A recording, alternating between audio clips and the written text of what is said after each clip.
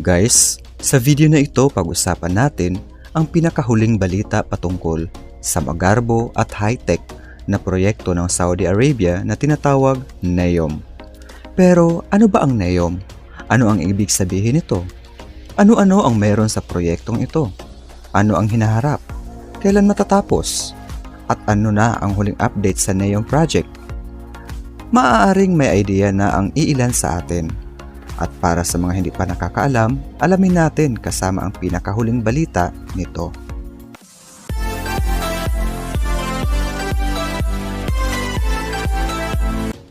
Ang NEOM ay isang kombinasyon ng dalawang salita. Neo mula sa salitang Griego na nangangahulugang bago, samantalang ang M kumakatawan sa mustakbal, isang salitang Arabic na nangangahulugang hinaharap.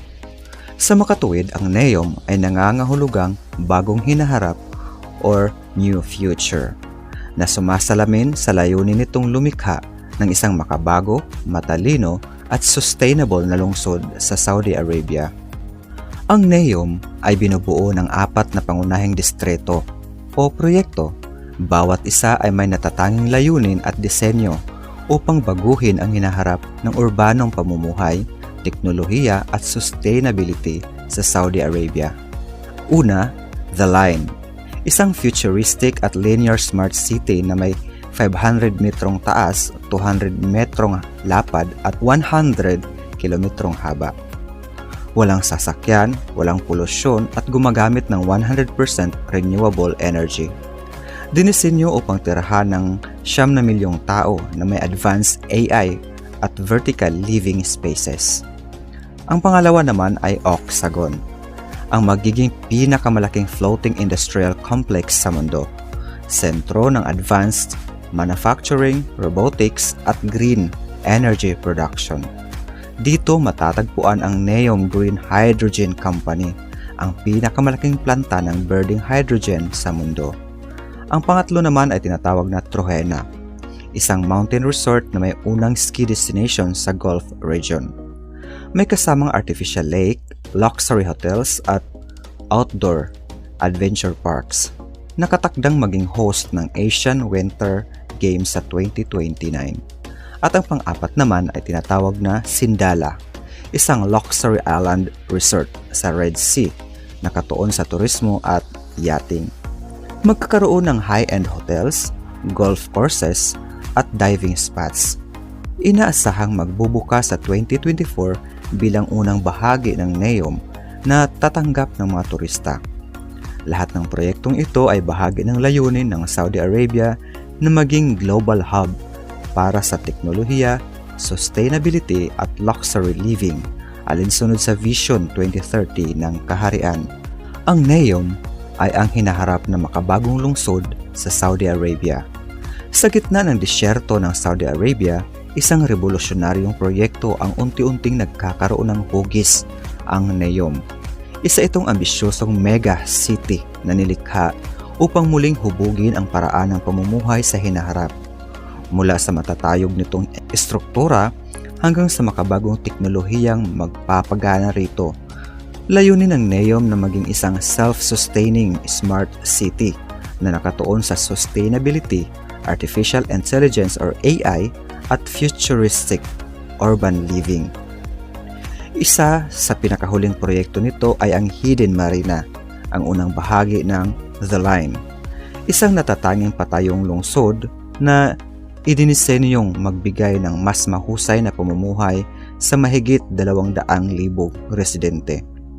Sa pamamagitan ng malalaking pamumuhunan sa infrastruktura, birding enerhiya at cutting-edge na teknolohiya, pinatutunayan ng NEOM na ito ay hindi lamang isang pangarap kundi isang tunay na pagbabago sa modernong mundo. Ang NEOM ng Saudi Arabia ay inilunsad ang Hidden Marina bilang unang yugto ng The Line. Ang proyekto ay mag-aalok ng kompletong mga pasilidad para sa mahigit na 200 residente.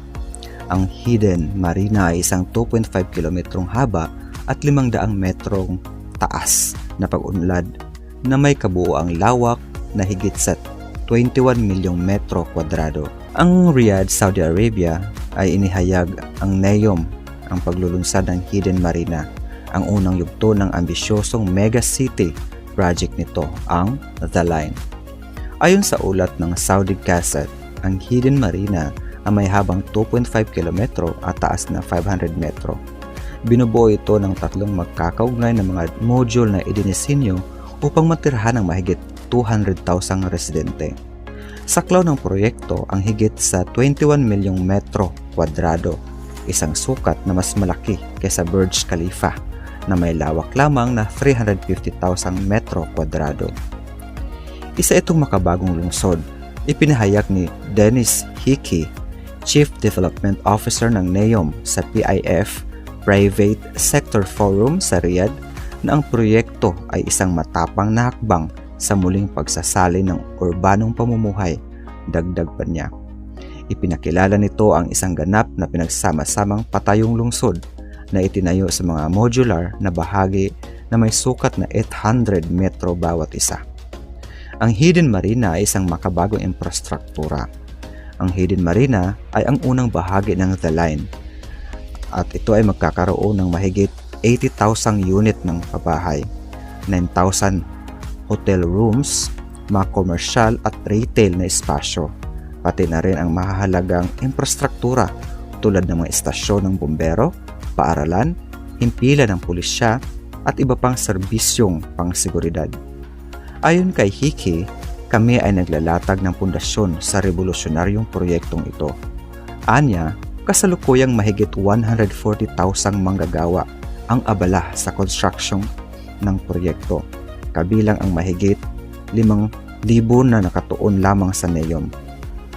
Dagdag pa niya, ipinapakita ng inisyatibang ito ang pandaigdigang apila ng NEOM na may talento mula sa mahigit 100 bansa, kung saan 40% ay lokal na talento mula sa Saudi Arabia. Ang pundo at infrastruktura. Upang suportahan ang lumalawak na metropolis, umabot sa mahigit $140 billion ang inilaan para sa mga pangunahing serbisyo tulad ng enerhiya, tubig, transportasyon, datos at komunikasyon. Ang investment or framework ng NEOM ay sinusuportahan ng dalawang pangunahing ahensya. Una, ang NEOM Investment Fund, nakatuon sa mga estratehikong pamumuhunan sa iba't ibang sektor. Pangalawa, NEOM Investment Office. Ito ay responsable sa mga pakikipagtulungan sa larangan ng real estate. Binanggit din ni Hickey ang NEOM Green Hydrogen Company na kasalukuyang nagtatayo ng pinakamalaking planta ng berdeng hydrogen sa mundo sa pakikipagtulungan ng Aqua Power sa Oxagon Industrial Area. Mga makabagong pakikipagtulungan, nakipag-ugnayan din ang NEOM sa iba't ibang kumpanya upang mapahusay ang konstruksyon at infrastruktura. Ang DSV or para sa makabagong logistics network. Samsung para sa automated rebar production na layong gawing mas ligtas at epektibong ang construction. Ito ay isang sustainable na hinaharap. Bukod dito, nilagdaan ng NEOM ang isang Memorandum of Understanding or MOU kasama ang Data Vault para sa isang $5 billion na AI-powered green energy data storage facility sa Oxagon. Ayon kay Hickey, ang NEOM ay hindi lamang isang lungsod kundi isang revolusyonaryo sa urbanong pamumuhay. Layunin nitong lampasan ang mga hangganan, muling hubugin ang ekonomiya at lumikha ng isang bagong pamantayan para sa hinaharap na pag-unlad ng mga lungsod. Dagdag pa niya, sa mabilis na pag-usad ng konstruksyon, ang pangitain ng NEOM bilang isang ganap na pinagsama-samang futuristikong metropolis ay mabilis na nagiging isang realidad.